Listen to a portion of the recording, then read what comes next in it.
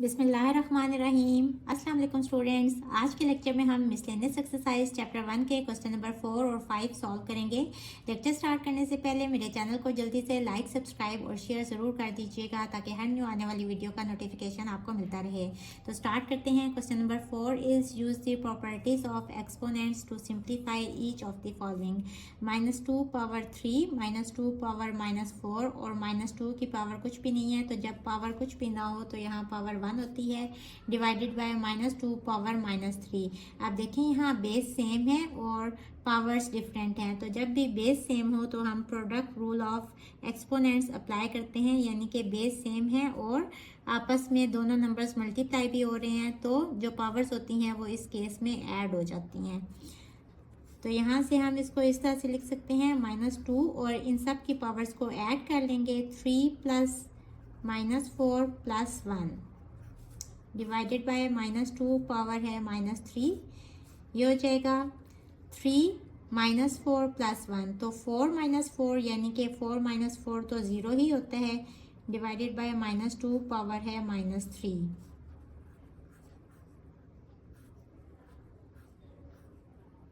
अब -2 की पावर 0, 1 आ जाएगा, डिवाइडेड बाय -2 पावर है -3। अब देखें नीचे जो है पावर नेगेटिव है, जब ये ऊपर आएगी तो ये पॉजिटिव हो जाएगी, -2 होल क्यूब हो जाएगा। और इसको सिंप्लीफाई कर लें, -2 into -2 into -2, minus minus plus और प्लस माइनस माइनस, और 2 2 ज़ा 4, 4 2 ज़ा 8, तो -8 इज़ द आंसर।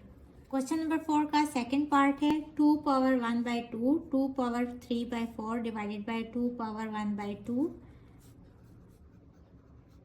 और ये सारी बेसिस सेम है और सारे नंबर्स आपस में मल्टीप्लाई हो रहे हैं, तो यहाँ हम प्रोडक्ट रूल अप्लाई करेंगे और यहाँ हम डिवाइड करते हुए क्वोशिएंट रूल अप्लाई करेंगे। 3 पावर 3/2 डिवाइडेड बाय 3 पावर -1/2। यहाँ 3 की जब कोई पावर नहीं लिखी होती तो इसकी पावर 1 होती है।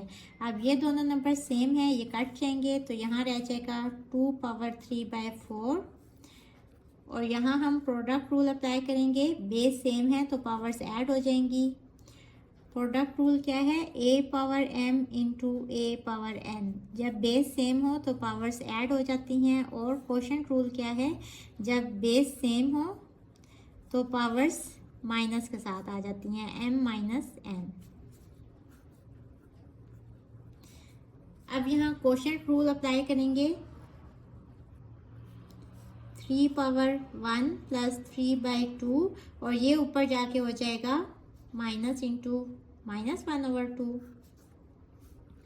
2 power 3/4 into 3 power 1 plus 3/2 minus minus plus 1/2।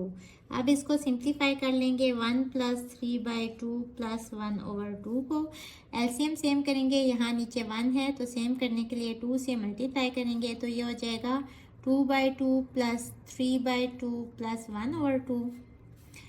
LCM देंगे 2 तो ऊपर वाली वैल्यूज ऐड हो जाएंगी, 2 plus 3 plus 1 which is equals to 6/2। Simplify हो रहा है, 2 1 ज़ा 2, 2 3 ज़ा 6 यानी कि 3।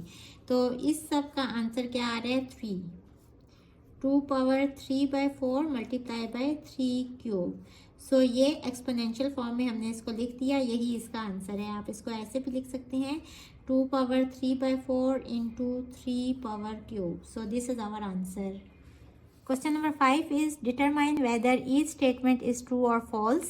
If false, give an example of a number that shows the statement is true. सबसे पहले तो हमने स्टेटमेंट को रीड करना है और बताना है कि ये स्टेटमेंट ट्रू है या फॉल्स है।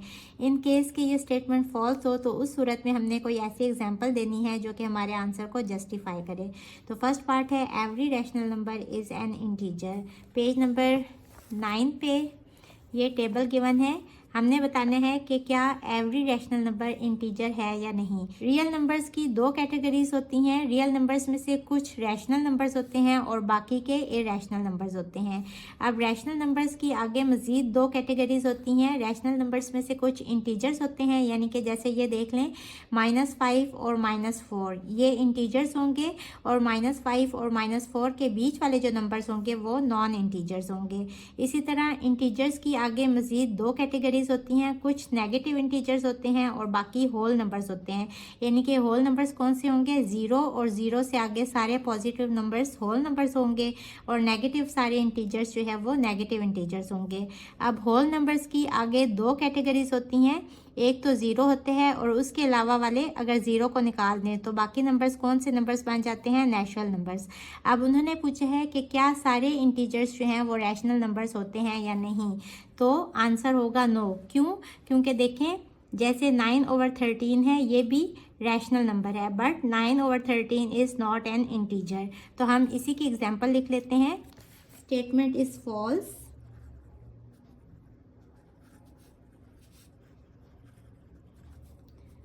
For example, 9/13 is a rational number, but it is not an integer. Second part है every real number is an irrational number. तो देख लेते हैं इसी टेबल को दोबारा देखें, हर रियल नंबर क्या इरेशनल नंबर होगा या नहीं, तो आंसर होगा फॉल्स। क्यों?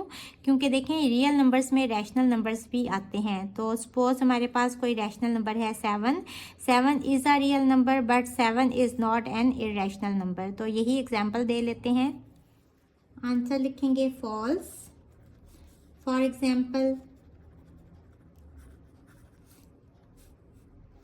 7 is a real number but 7 is not a irrational number। irrational number को हम Q डैश से डिनोट करते हैं। नेक्स्ट पार्ट है every irrational number is a real number. अब देखें रियल नंबर्स की दो कैटेगरीज हैं।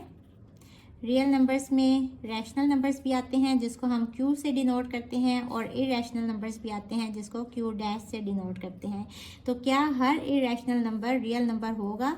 तो हाँ, हर रैशनल नंबर भी रियल नंबर होगा और हर इरेशनल नंबर भी रियल नंबर होगा। तो इसका आंसर होगा यस। नेक्स्ट पार्ट है every integer is a rational number.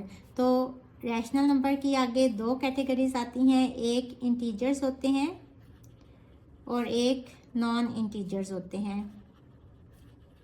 तो उन्होंने पूछा है कि क्या हर इंटीजर रैशनल नंबर होगा। देखें हर इंटीजर भी रैशनल नंबर होगा और हर नॉन इंटीजर भी रैशनल नंबर होगा। तो इसका आंसर भी होगा yes. Next part is every real number is either rational number और एन इरेशनल नंबर। क्या हर रियल नंबर या तो वो रैशनल नंबर होगा या फिर वो इरेशनल नंबर होगा। तो देखें रियल नंबर के दो ही आगे कैटेगरीज हैं, या रियल नंबर जो हम ले रहे हैं वो रैशनल नंबर होगा या फिर वो इरेशनल नंबर होगा। तो इसका आंसर भी होगा यस। होपफुली बच्चों आपको आज के लेक्चर की समझ आ गई होगी। अगर आप मेरे चैनल पर नए हैं तो मेरी वीडियोस को लाइक करें, सब्सक्राइब करें, बेल आइकन को प्रेस कर दें। इसके साथ ही मुझे दें इजाज़त। अल्लाह हाफिज़।